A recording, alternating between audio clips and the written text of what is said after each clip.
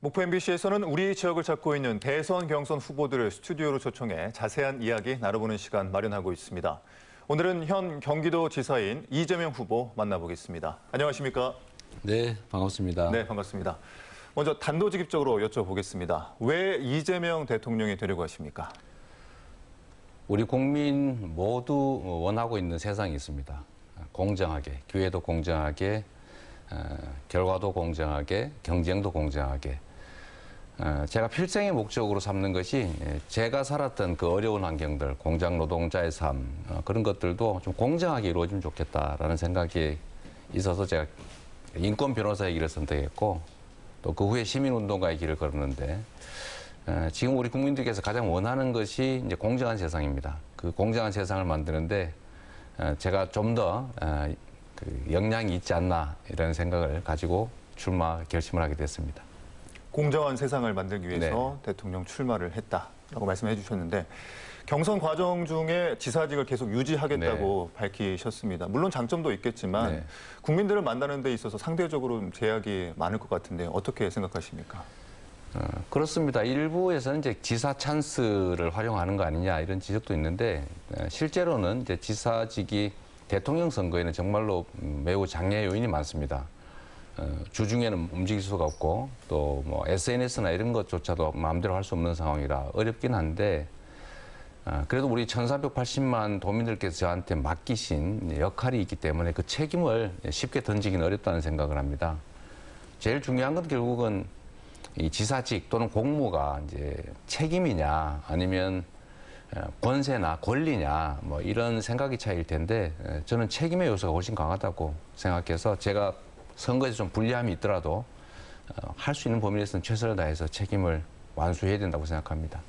이 후보님은 호남 출신은 아니지만 네. 호남에서 많은 지지를 받고 있습니다. 그 이유는 뭐라고 생각하십니까?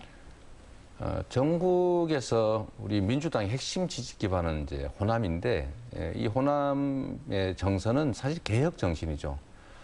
동학혁명 정신 또는 뭐 광주 민주화운동 정신에서 보여지는 것처럼 더 많은 사람들의 더 나은 삶을 끊임없이 이제 추구하는 개혁 정신이 이 호남 정신의 진수라고 보는데 제 자신이 아주 오랜 기간 동안에 이 개혁 정신을 현장에 실천해 왔고 또 앞으로도 하고자 하는 것이 개인의 영달이 아니라 우리 사회의 변화 그리고 또 국민들의 더 나은 삶 이런 것들을 추구하는 개혁이기 때문에 개혁 정신 실천이라는 측면에서 우리 호남 분들이 저를 좀 기대해 주시지 않나 이렇게 생각합니다. 네.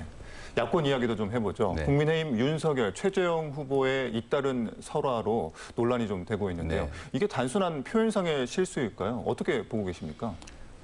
저는 사실 우리 윤석열 전 총장님에 대해서 약간의 기대가 있었습니다.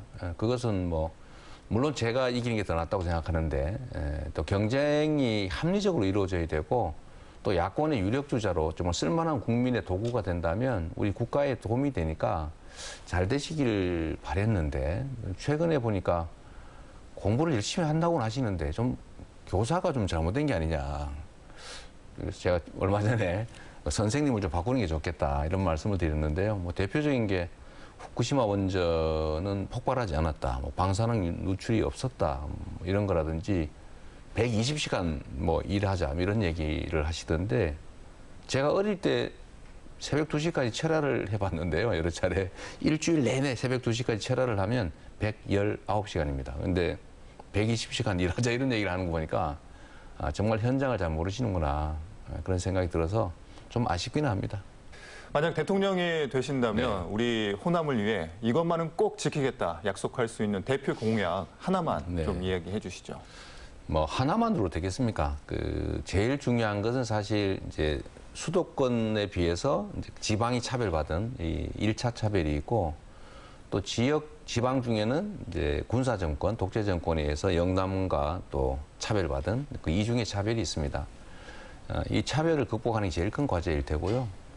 그 중에서도 결국 먹고 사는 문제가 가장 중요한데, 제가 얼마 전에도 봤습니다만, 이 호남 지역이 이제 서남해안 중심으로, 최신 이제 그 세계 경제의 제일 핵심 축이라고 할 신재생 에너지 생산의 거점으로는 이곳만한 곳이 없습니다.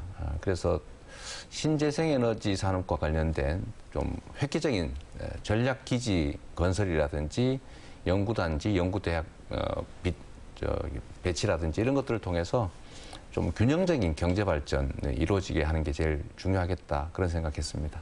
네, 지금까지 민주당 이재명 후보와 함께했습니다. 네. 오늘 말씀 고맙습니다. 네, 감사합니다.